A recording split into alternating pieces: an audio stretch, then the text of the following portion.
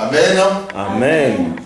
Bien-aimés, nous sommes dans la joie. Veuillez vous asseoir d'être devant vous pour la fin, avec la grâce de Dieu, du thème l'intervention de Dieu dans la vie de Job. L'intervention de Dieu dans la vie de Job. Job chapitre 42, les versets 12 à 17. Nous allons demander à une personne de nous lire Job 42, versets 12 à 17. L'Éternel bénit la dernière partie de la vie de Job. Beaucoup plus que la première. Il posséda 14 000 brebis, 6 000 chameaux, 1000 paires de bœufs et 1000 ânesses. Il eut aussi 7 fils et 3 filles. Il appela la première Jemima, la deuxième Kestia et la troisième Keren Apuk. Dans tout le pays, on ne trouvait pas d'aussi belles femmes que les filles de Job. Leur père leur accorda une part d'héritage parmi leurs frères. Job vécut après cela 140 ans et il vit ses fils et les descendants de ses fils jusqu'à la 4e génération. Puis il mourut âgé et rassasié de jours. Amen. Amen. Job vécut après cela 140 ans. Cela veut dire que après que Job soit sorti de sa souffrance, il a vécu encore 140 ans. Bien aimé, lorsque nous voyons la situation de Job, tout ce qu'il a pu subir de la part de Satan, personne ne s'imaginait que cet homme allait vivre encore au sorti. D'abord, personne n'imaginait qu'il s'en sortira par rapport à sa situation, et personne n'imaginait qu'il allait encore vivre 140 ans en plus si un jour il sortait de sa situation. Bien aimé, nous comprenons la puissance de la foi, la puissance de l'espérance. Lorsque Job dit « Mon Rédempteur est vivant et c'est lui qui se lèvera le dernier », bien-aimé dans le Seigneur, cela est une parole de foi, une confession qui s'oppose à celle sortie de la bouche de sa femme « Maudit Dieu et meurt ». Bien-aimé dans le Seigneur, si Job mourait, aurait-il pu voir à cette gloire que l'Éternel notre Dieu lui préparait?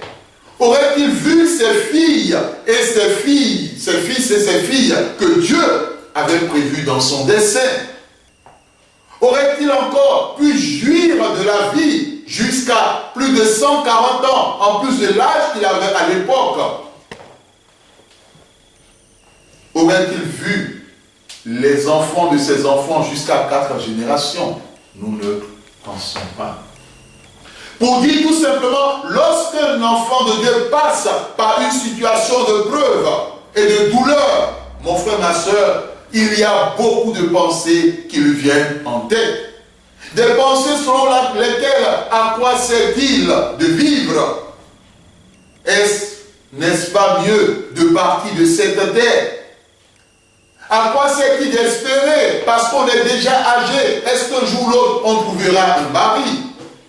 À plus forte raison, trouverons-nous, ou trouverai-je, dira la personne, des enfants ou un enfant. Est-ce qu'un jour ou l'autre, je retrouverai mon moment de joie, de bonheur, de paix, de richesse, les temps que je vivais avant, où je riais, où je sautais, où vraiment, financièrement, matériellement, tout allait bien? Mon frère, ma soeur, Dieu te dit ce soir, cela est possible. Amen. Amen. Toi qui m'écoutes, Dieu te dit que cela est possible. Amen. Et quand nous lisons le texte de Luc 1,37, la Bible dit « Car rien n'est impossible à Dieu ». Et Salomon nous a rassurés en nous disant qu'il y a un temps pour tout. Il y a un temps pour pleurer. Il y a eu un temps où Job a pleuré. Il y a eu un temps où Job se posait la question par rapport à son existence. Il y a eu un temps où Job maudissait le jour, voire même la nuit qui a vu sa naissance. Mais ici, la souffrance, la douleur a fait place à la joie, à la tranquillité. Et avec Dieu, cela est possible. Que personne ne te fasse croire le contraire. Avec Dieu, il y a un temps pour rire. Si dans ta vie, tu as eu un temps pour pleurer, sache, parce que tu es avec Dieu, il y aura un temps où tu riras.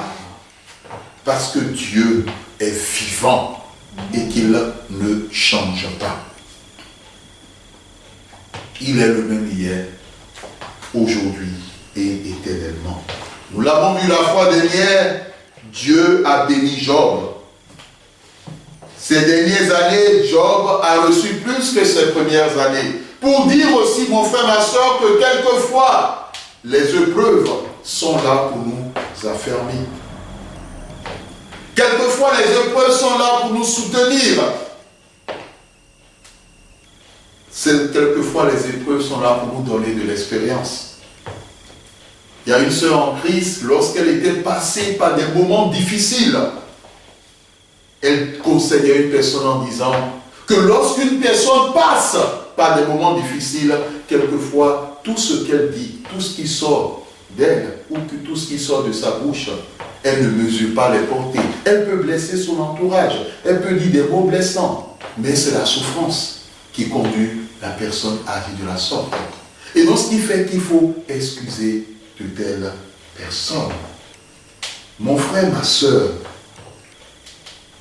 l'Éternel est fidèle. Et nous l'avons vu lors du séminaire sur la victoire du chrétien sur les malédictions, que la douleur conduit les gens à proférer beaucoup de paroles de malédiction.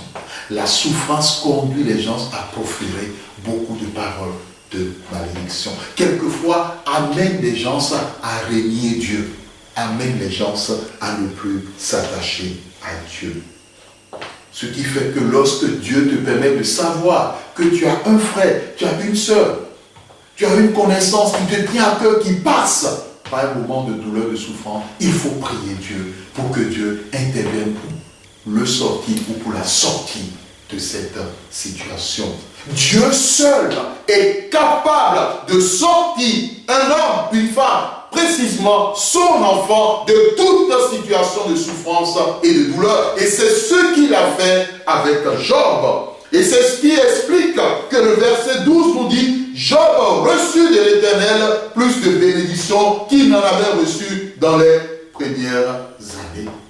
La Bible ne nous dit pas Job reçut des bénédictions, mais il reçut de Dieu.